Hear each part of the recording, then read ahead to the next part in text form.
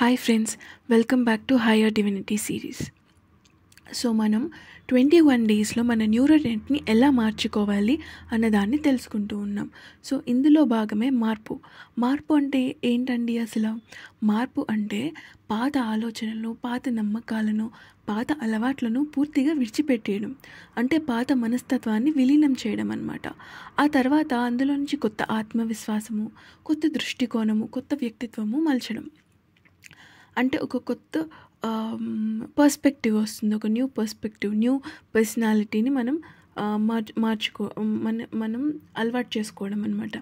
అదే అసలైన మార్పు. అంతేకాని పాతదాన్ని మళ్ళీ మళ్ళీ గుర్తు చేసుకోవడం కాదు, అండ్ దాన్నే తప్పిస్తూ ఉండడం అస్సలు కాదు.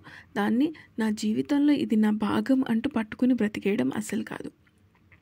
ఒకవేళ ఇలా ఈ విధంగా మనం మార్పు చేయగలిగితే కనుక ఇది ఏంటంటే ఒక ఆధ్యాత్మిక ప్రయాణంలో ఒక పెద్ద మైలురాయి లాంటిది అనమాట.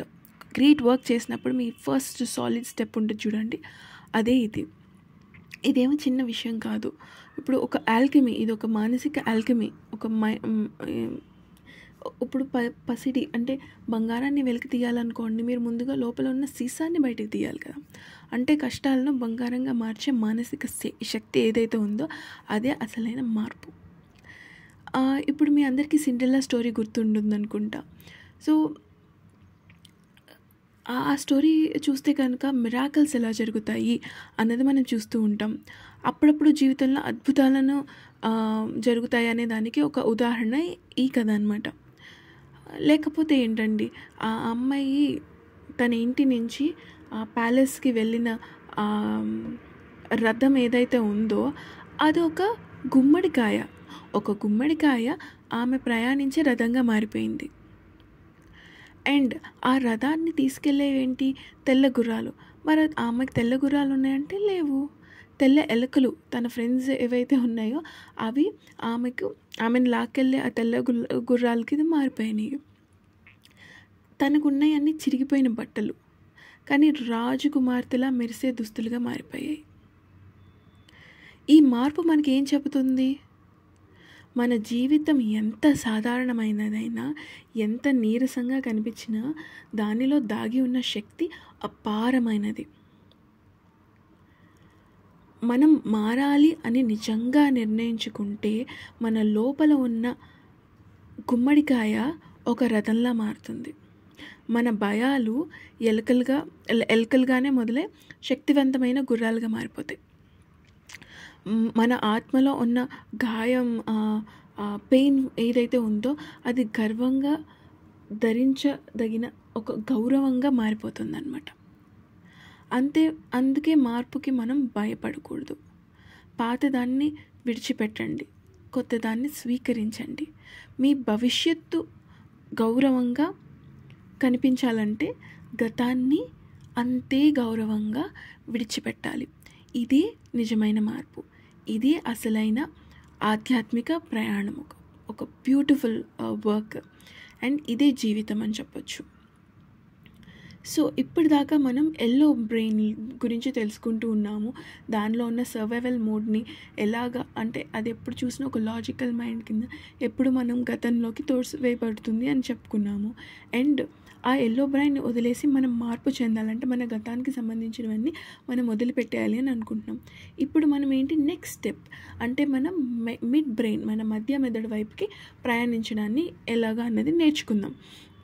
ఇప్పటి వరకు మనకి ఒక కొత్త ఇప్పటి నుంచి మనం ఒక కొత్త గుణపాఠాన్ని నేర్చుకోబోతున్నాం అనమాట. అంటే ఇప్పటి వరకు మనం ఏంటి, ప్రస్తుతాన్ని మార్చడం ద్వారా గతాన్ని మార్చవచ్చు అన్నది నేర్చుకున్నాం కదా. ఇప్పుడు మనం నేర్చుకోపోయేది ఏంటి?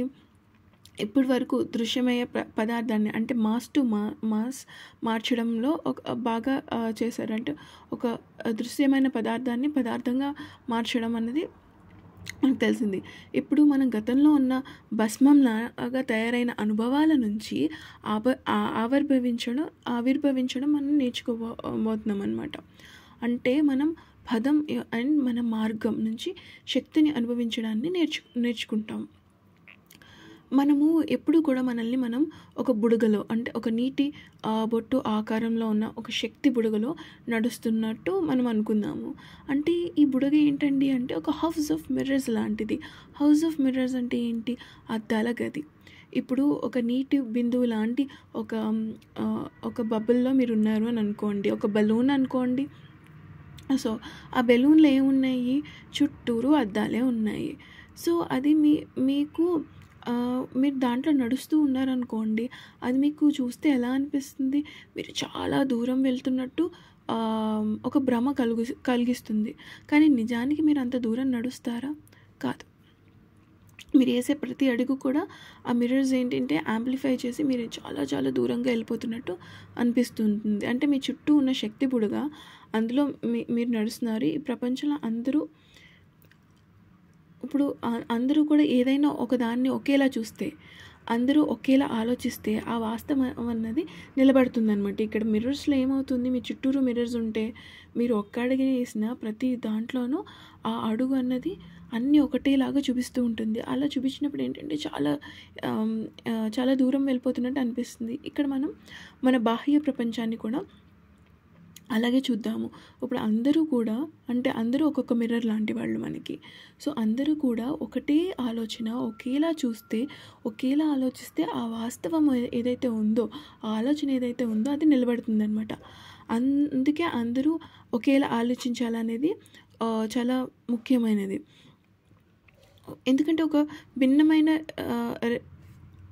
అదే ఒక రియాలిటీగా అది మారుతుంది. అందరూ ఒకవేళ అంగీకరిస్తే ఎవరో ఒకరు కోరిక అయితే నెరవేరిపోతుంది కదా. అండ్ మనకున్న ఆ శక్తి బుడగలో తెలియని ఆ శక్తి బుడగ ఏదైతే ఉందో, మనం ఏదైతే అనుకున్నామో ద హౌస్ ఆఫ్ మిర్రర్స్ అని, అక్కడ మనకు తెలియని ప్రపంచాలు ఉంటాయి, మనకి తెలిసిన ప్రపంచాలు కూడా ఉన్నాయి. అంటే మనం చూసే ఆ బుడగ ఈ ప్రపంచాన్ని సమీకరంగా పడేస్తుంది అనమాట. మరి అది ఎలా సాధ్యం అండి అంటే అది ఒక శక్తి వల్ల మాత్రమే సాధ్యం. శక్తి లేకపోతే మీరు ఇక్కడ ఉండేవాళ్ళు అసలు కాదు కదా. అంటే మీ ఆలోచన ద్వారా ఏర్పడిన ఈ రూపకల్పనే మీరు అనుభవిస్తున్న ఈ జీవితం. ఆ ఎనర్జీ, ఎవ్రీథింగ్ ఈజ్ ఎనర్జీ అని అనుకున్నప్పుడు, ఎనర్జీ లేదు అని అంటే మీరు అసలు రూపకల్పన చేసి ఉండేవాళ్ళే కాదు, ఇక్కడ ఉండేవాళ్ళే కాదు. ఇప్పుడు మనం ఏం నేర్చుకోవాలని అంటే గతం లేని జీవితం అంటే ఎంత అద్భుతమైందో మీకు అర్థం అవుతుందా? గతం లేని జీవితం అంటే ఇప్పుడు గతం ఎక్కడ అసోసియేట్ అవుతుందండి మనకి? ఎల్లో బ్రెయిన్, మన పసుపు మెదడులో. ఎల్లో బ్రెయిన్ ఏం చేస్తూ ఉంటుంది? ఎప్పుడు చూసినా కమెంట్లు చేస్తూ ఉంటుంది. సో ఎల్లో బ్రెయిన్, ఆ గతం అనేది లేదు అని అనుకోండి, అప్పుడు కమెంట్లకి మనం లోను కాము. అండ్ సృష్టించడం అంటే కమెంట్స్కి లోన్ కాకుండా సృష్టించడం అనేది మనం నేర్చుకోవాలి. అదే అసలైన మాస్టరీ అనమాట. ఇది మనకు ఎందుకంటే ఇప్పుడు గతం లేని జీవితం ఎలా ఉంటుంది అంటే వ్యక్తులు ఉండకుండానే సృష్టించాలి. అంటే ఏ విధమైన వ్యక్తులతోనే మనం అసోసియేట్ అవ్వకుండా సృష్టించాలి, ప్రదేశాలు ఉండకుండా సృష్టించాలి, సంఘటనలు ఉండకుండానే, టైం లేకుండా, అదృష్టం మీద ఆధారపడకుండా, ఏదో జరుగుతుంది అనే భ్రమ లేకుండా. మనం ఇదివరకు అనుకున్నాం కదా 5 థింగ్స్ని మనం మేనిఫెస్టేషన్ జర్నీ అప్పుడు తీసిపడేయాలి. ఎక్కువగా మనం ఇక్కడే స్టక్ అయిపోతూ ఉంటాం అనమాట. మన మేనిఫెస్టేషన్స్ ఎందుకు అవ్వడం లేదు అని అంటే ఈ 5 వాటిల్లో మనం చిక్కుకుపోతాము. ఏంటి అండి ఆ 5? People, places, situations, time and events. వీటిని కనుక పక్కన పెట్టేస్తే మనకు ఉండేది ప్రస్తుతం మాత్రమే. అది ఏం మిగులుతుంది? ఇవన్నీ తొలగించేస్తే వ్యక్తులని, ప్రదేశాలని, సంఘటనలని, టైంని, అదృష్టాన్ని, ఇవన్నిటిని పక్కన పాడేస్తే మనకి మిగిలేది ఏంటి అంటే ఒక శూన్యం మాత్రమే. ఒక శుద్ధమైన, పవిత్రమైన ఒక మొదటి క్షణం. ఏదీ లేకుండా, ఇవన్నీ ఏమీ లేకుండా ఉండే ఒక మొదటి క్షణం, ఒక నిర్మలమైన ఒక ఖాళీ స్థలం. ఈ ఖాళీ స్థలంలో శక్తికి ఎటువంటి అడ్డంకులు కూడా ఉండవన్నమాట.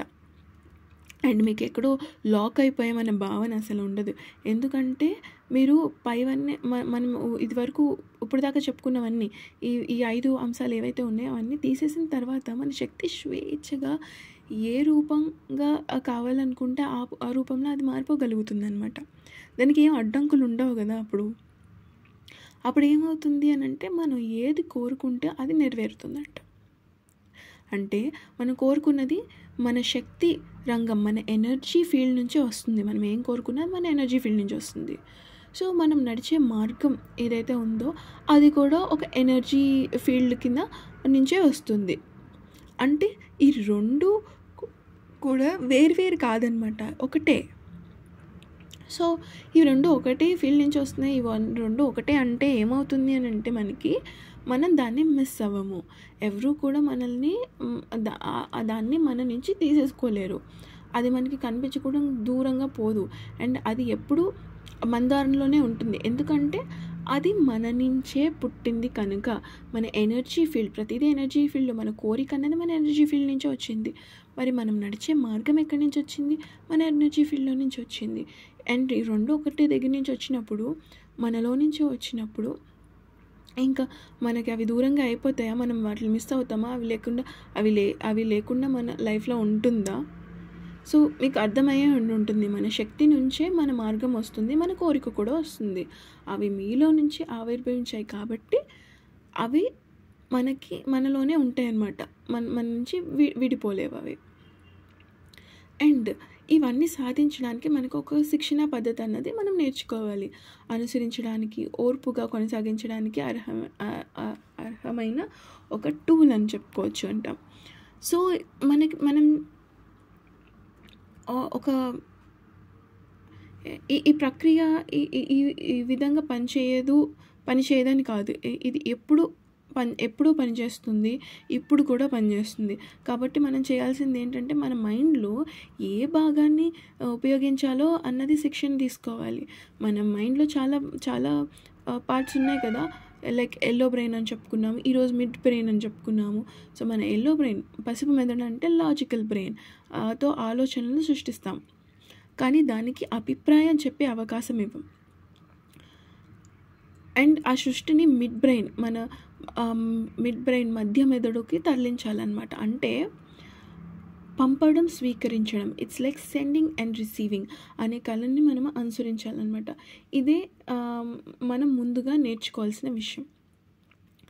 మన మిడ్ బ్రెయిన్ అనేది ఒక చాలా వెళ్ళలేని ఎత్తు నుంచి వచ్చే సంకేతాల యాంటీనా లాంటిది అనమాట. అంటే ఒక కొండ పైన, ఎవరెస్ట్ పైన ఉండే యాంటీనా అనుకోండి. అంటే మనకి ఓ విధంగా చెప్పాలంటే మిడ్ బ్రెయిన్ అనేది మనం భవిష్యత్తులోకి వెళ్ళడానికి ఒక పెద్ద యాంటీనా అనమాట. మన భవిష్యత్తుకి ఒక యాంటీనా. అది భవిష్యత్తులో ఏం వస్తుందో ఎలాంటిదో చెప్పగలుగుతుంది అనమాట మిడ్ బ్రెయిన్. మనం ఇంకొంచెం లోతుగా చూసుకుంటే కనుక భవిష్యత్తు అనే దానిలో రూపొందించబోయే ప్రతి విశేషము గతంలో మీరు వేసిన ఆలోచనల యొక్క ప్రతిబింబమే అనమాట. సో మనం భవిష్యత్తును సృష్టించాలంటే చివరికి గతాన్ని మనం మార్చేయాలి. మరి గతాన్ని మార్చేయాలంటే ఏంటండి అంటే మనం స్వయంగా ఓదార్చుకుంటూ కాల ప్రవాహాన్ని వ్యతిరేకంగా ఈదుతున్నట్లు అనమాట. సో ఒక్క క్షణంలో సృష్టించడం అనేది ఒక కళ. లైక్ మన ఎనలిటికల్ థింకింగ్ అంటే వివేచనాత్మక ఆలోచన నుంచి నో థింకింగ్ అంటే ఏ ఆలోచన లేకపోవడం వైపు ప్రయాణించడం అనమాట. సో మన ఎనలిటికల్ థింకింగ్ నుంచి మనం నో థింకింగ్ వెళ్ళిపోవాలి. సో మనం ఏం చేస్తున్నాము, గతం నుంచి నో గతం, from past to know past. ఇప్పుడు మన మధ్య బ్రెయిన్లో మనం మిడ్ బ్రెయిన్ అనేది మనకి ఆలోచించదనమాట. అది ఏంటంటే వివేచనాత్మకంగా తీర్పులు ఇవ్వలేని ఒక మైండ్ పార్ట్ అంతే. ఒక సైకిక్ బ్రెయిన్ అని చెప్పొచ్చు. అంటే చాలా అంతర్గతమైన స్పందించే ఒక భాగం. దాన్ని విచారించడం కన్నా స్వీకరించేందుకు రూపొందించబడిందనమాట. అంటే తీర్పు చెప్పేది ఏంటండి, కేవలం మన న్యూరో కార్టెక్స్ అంటే మనం మెదడు మాత్రమే. అంటే మన మిడ్ బ్రెయిన్ అనేది సృష్టించదు. అదేం చేస్తుందంటే ప్రకటన చేస్తుంది, అందుకుంటుంది, ప్రకటన చేస్తుంది. అంటే ఇది ఒక ప్రసారక కేంద్రం లాంటిది, ఒక బ్రాడ్కాస్టర్ అని చెప్పుకోవచ్చు అనమాట మనం దాన్ని. మరి మన మిడ్ బ్రెయిన్కి ఎలా వెళ్తామండి అంటే చాలా సింపుల్. మనం కావాలనుకునే వస్తువుపై పూర్తి శ్రద్ధ పెట్టడం. అది ఎక్కడో ఒక చోటనే ఉండాలి అనే భావన ఉండకూడదు. అది ఎవరో చేసి పెట్టాలి అనే అవసరం లేదు. అది జరిగే సంఘటన ఉండాలి అనే అవసరం లేదు. టైం అనే దాంతో పని లేదు. అది ఎప్పుడో జరుగుతుంది అనే భావన ఉండకూడదు. ఒక్క మాటలో మనం చెప్పుకోవాలంటే, మనం ఆ వస్తువుని పూర్తిగా ఇప్పుడే ఉంది అని ఒప్పుకుంటే టైం తీసేయబడుతుంది, స్థలం తీసేయబడుతుంది, వ్యక్తి తీసేయబడతాడు, పరిస్థితి తీసేయబడుతుంది. ఇప్పుడు మనకు ఉన్నది ఏంటి? పూర్తిగా ప్రస్తుతానికి వచ్చేసాం. అప్పుడు మనం మిడ్ బ్రెయిన్లోని అభిప్రాయాన్ని తొలగించగలుగుతాము. అండ్ మన న్యూరల్ నెట్ ఆ వ్యూహాత్మక జ్ఞాపకాల బంధాన్ని పక్కనే పెట్టేస్తాయి అన్నమాట. వెంటనే మన ఫోకస్ మధ్య మన మిడ్ బ్రెయిన్ వైపుకి షిఫ్ట్ అయిపోతుంది. మరి ఇప్పుడు ఏం జరుగుతుందంటే, మన మిడ్ బ్రెయిన్ ఏం చేస్తుందంటే ప్రసారం మొదలు పెడుతుంది. అంటే బ్రాడ్కాస్టింగ్ అన్నది మొదలుపెట్టేస్తుంది. ఇది సృష్టించబోయే భవిష్యత్తును ప్రస్తుతంకి బలమవుతుంది. సో మనం ఏదైనా ఒకటి అని అనుకుంటే ఈ ఈవెంట్స్ అన్నిటిని తీసేసినప్పుడు ఏం మిగులుతుంది? మన ప్రస్తుతంలో నేను ఇది అని మనం అనుకున్నప్పుడు మన మిడ్ బ్రెయిన్ ఏం చేస్తుంది? నేను ఇది అన్నది బయటికి ప్రసరింపజేస్తుంది అనమాట. సో అలాగా మనం ఏదైతే కోరుకున్నామో అది బయటికి రియాలిటీలోకి వచ్చేస్తుంది. అంటే ఇది ఒక వర్కౌట్ కాదనమాట. ఒక విధంగా చెప్పాలంటే ఒక రియాలిటీ ట్రైనింగ్ అని చెప్పుకోవచ్చు. ఒక సృష్టిని శక్తికి సంబంధించిన ఒక ప్రయోగం అని చెప్పుకోవచ్చు అనమాట. మన మెదడులోని ఎల్లో బ్రెయిన్ ఓర్పుగా పక్కన పెట్టేసి మన సైకిక్ బ్రెయిన్ మధ్య మెదడు వైపు మారితే మన భావన, మన ఆవేశం, మన చైతన్యం సమకాలికమై భవిష్యత్తుని ఇప్పట్లోనే ప్రసారం చేయగలుగుతుందన్నమాట.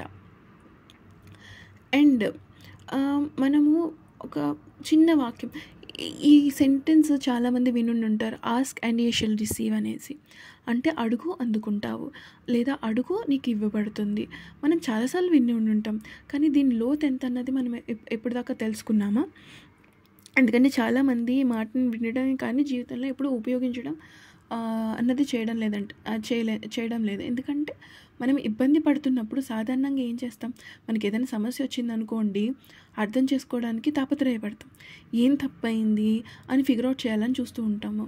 మరి అలా చేస్తూ ఉంటే మన ఎల్లో బ్రెయిన్ ఏం చేస్తుంది అంటే, మనము లాజిక్ల కోసం ఎత్తుకుంటూ ఉంటున్నాము అని అంటే, సమస్యను ఆలోచిస్తూ ఉంటే తేల్చే ప్రయత్నం ఎవరు చేస్తున్నారు ఇక్కడ అంటే మన ఎల్లో బ్రెయిన్ చేస్తుంది, అంటే మన మేధస్సు బ్రెయిన్ చేస్తుంది. అందులో ఏం అనుభవం కలిగి ఉంటుంది? గతం యొక్క అనుభవాలే ఉంటాయి. కాబట్టి అది చేసే ప్రతి పరిష్కారానికి ప్రయత్నం గతాన్ని ఆధారంగా చేసుకొని ప్రయత్నమే అవుతుంది కదా. అండ్ అప్పుడు అన్ని విధాలుగా ప్లాన్ చేస్తుంది, స్కీమింగ్ చేస్తుంది. అండ్ అది ఏం చేస్తుందంటే గతం నుంచి మాత్రమే చేస్తుంది. ఎందుకంటే ఒక ఇమేజ్ని నిలబెట్టుకోవాలి కదా, అది ఒక గుర్తింపు ఉండాలి దానికి. నేను చాలా గ్రేట్ ఫెలో, లేదంటే నేను చాలా క్లెవర్, నేను ఈ ప్రాబ్లం ఏదైతే ఉందో దాన్ని సాల్వ్ చేసేస్తాను అని మనసులో చాలా గర్వంగా అనుకుంటుంది. అంటే దాని గుర్తింపు ఎప్పుడు చూసినా పాస్ట్ యొక్క గుర్తింపు నిరంతరం తిరిగి అదే సృష్టించుకుంటూ ఉంటుందన్నమాట. మరి అసలైన అర్థం ఏంటి అంటే, మనము పరిష్కారాన్ని తెలియదని ఒప్పేసుకోవాలన్నమాట. ఫస్ట్ ఆఫ్ ఆల్, ఓకే, ఈ సమస్య వచ్చింది, ఇది నాకు తెలియదు. మనం నార్మల్గా ఏం చేస్తాము? మనం ట్రై చేసి అలిసిపోయిన తర్వాత ఆ హెల్ప్ కోసం వెళ్తాం. కానీ ఇప్పుడు మనం ఏం చేయాలంటే, ఓకే, ఈ సమస్య వచ్చింది, ఇది నాది కాదు, నాలో ఉన్న నా అంతర్గత శక్తి ఏదైతే ఉందో అది ఈ సమస్యను తేలుస్తుంది, నేను దానికి వదిలేస్తున్నాను అని అనుకున్నప్పుడు ఏంటంటే, మన పాస్ట్ ఏదైతే ఉందో, మన పాస్ట్లో నేను ఇది అన్నది ఏదైతే ఉందో దాన్ని వదిలిపెట్టేసి మనం సహాయం ఎక్కడ కోరుకుంటున్నాం? మనలో ఉన్న అంతర్గత శక్తికి. అంతర్గత శక్తి ఏం చేస్తుందండి? మనం ప్రస్తుతం నుంచి సహాయాన్ని తీసుకుని వస్తుంది. సో పాస్ట్తో మనకి లింక్స్ లేకుండా మన ఫ్యూచర్ అనేది క్రియేట్ అవుతుంది అనమాట. అంటే అప్పుడు మనకి బాధ, ఎందుకండి మనం బాధపడాలి, ఎందుకండి మనం అలసిపోవాలి? ప్రయత్నిస్తూ చేస్తూ అలసిపోయాక అప్పుడు సరే నాకు ఇంకా సహాయం కావాలి అని అడుగుతూ ఉంటాం. కానీ అది అంతవరకు అవసరం లేదు కదా. సో అడగడం అంటే ఒక జ్ఞానపూర్వక ఒక సమర్పణ లాంటిదన్నమాట. నాకు తెలీదు అంటే మన పాత దారిలో తిరుగుతూ ఉంటే కొత్త పరిష్కారాన్ని ఎప్పటికీ పొందలేం కదా. సో ఇది నిశ్చయంగా మనము మన హయ్యర్ మైండ్కి ఉత్తేజింపపరచడానికి అక్కడి నుంచి మనకి అసలైన అవసరమైన జ్ఞానం, పరిష్కారం, మార్గాన్ని మనం రిసీవ్ చేసుకోవడానికి మనం ఏం చేయాలంటే, ఓకే ఫైన్, నాకు ఇది తెలీదు, ఓకే నేను ఒంటరిగా చేయలేను దీన్ని, దయచేసి నాకు సహాయం చెయ్యి అని మన హయ్యర్ మైండ్కి చెప్పాలన్నమాట. ఇది ఒక ఆత్మజ్ఞాన పద్ధతి లాంటిది. అంటే బాధ అవసరం కాదు మనకి. అంటే దాన్ని నేనిది అని అలసిపోవడం అవసరం లేదు. మన గొప్పతనాన్ని మనకి అడ్డు కాకుండా మనం ఆపడం అన్నమాట. సో అసలైన మార్గం ఏంటి? తలచక తప్పించగల శక్తిని పొందడం, ఆశ్రయించగల ధైర్యాన్ని కనుగొనడం అండ్ వినమ్రతతో అడగడం. మళ్ళీ చెప్తున్నాను దీన్ని. తలపించగల శక్తిని పొందడం, ఆశ్రయించగల ధైర్యాన్ని కనుగొనడం, వినమ్రతతో అడగడం. అప్పుడు మనం అడిగినప్పుడు మనం పొందుతాము. Ask and you shall receive. So అడగండి అందించబడుతుంది అని అంటారు కదా. సో మనం అడిగినప్పుడు మనం ఏదైతే అనుకున్నామో దాన్ని అందుకుంటాం. ఎందుకంటే మనం మారిపోయాం కాబట్టి. సో ఇది ఇక్కడితో ఎండ్ చేద్దాం ఫ్రెండ్స్. మళ్ళీ నెక్స్ట్ వీడియోలో కలుద్దాము. మీకు ఈ టాపిక్ నచ్చిన please do like and share and subscribe to the channel. And కొత్త వీడియోస్ కోసం మీరు బెల్ ఐకాన్ ప్రెస్ చేస్తే కనుక మీకు నోటిఫికేషన్ వస్తూ ఉంటుంది. అండ్ మీకు ఏమైనా డౌట్స్ ఉన్నా లేకపోయినా if you want to comment something you can do comment. And వీలైనంత వరకు మీరు గతాన్ని నుంచి బయటకు వచ్చేసి మన న్యూనెస్ నుంచి అడుగులు వేయండి. And every single day practice చేయండి. అంతే ఫ్రెండ్స్. Thank you.